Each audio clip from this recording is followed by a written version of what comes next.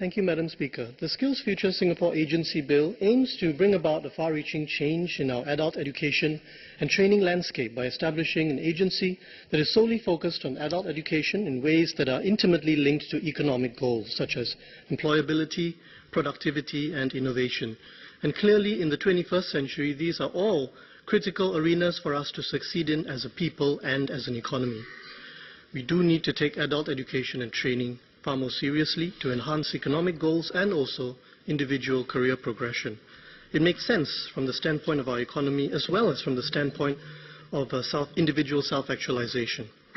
Madam Speaker, I would like to raise a few suggestions in relation to the goals associated with establishing the SkillsFuture Singapore Agency according to this bill, or SSG.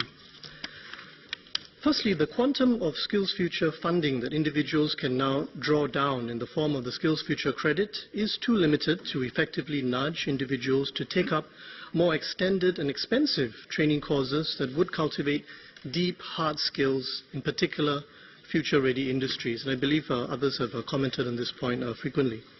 Will the Ministry consider, as part of the goal-setting process for the SSG, to require that the agency develop a wider variety of co-funding models whereby more extensive government funding will be provided, perhaps on the condition of the availability of matching funding from employers, industry associations or other stakeholders to enable individuals to take up such courses that are more expensive and more extensive. Secondly, part and parcel of setting good KPIs is setting up good measurement systems.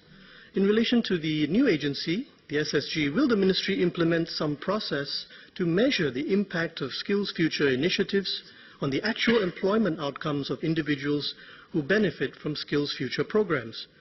Would the Ministry regularly publish such indicators for public and parliamentary scrutiny? And would such measurement go beyond measuring correlation to measuring causation? That is to say, would such measurement disentangle other causative factors and focus on the impact of just the SkillsFuture programs normalized for other causative factors?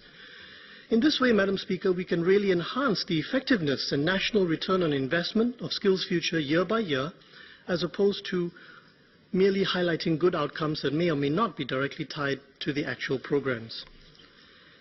Next, aside from assessing the quality of training in adult education, will the SSG go beyond this to stimulate the development of new training and education content in Singapore, and how will it do so?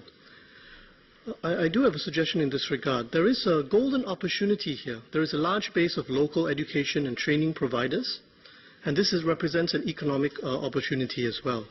With the support of the SkillsFuture Singapore Agency, we could create training content that not only enhances employment outcomes for Singaporeans, but will also become exportable services that help drive economic growth and good job creation at home.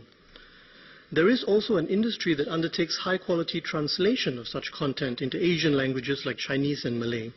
The new agency could work with economic agencies, the SSG, that is to say, could work with economic agencies to grow this translation industry in Singapore to generate foreign-sourced income streams. And lastly, I would like to highlight one particular group of stakeholders that would benefit from the SSG, which is Singaporeans who are serving prison terms within our penal system. Madam Speaker, the SSG would be in a position to be proactive in delivering training content to Singaporeans serving prison terms through e-learning platforms or other modalities, other means of reaching out to this particular group of people.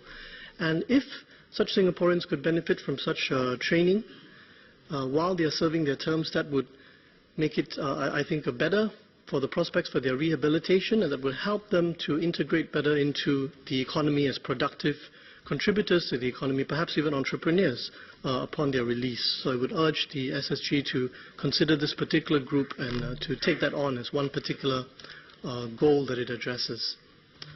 Thank you, Madam Speaker.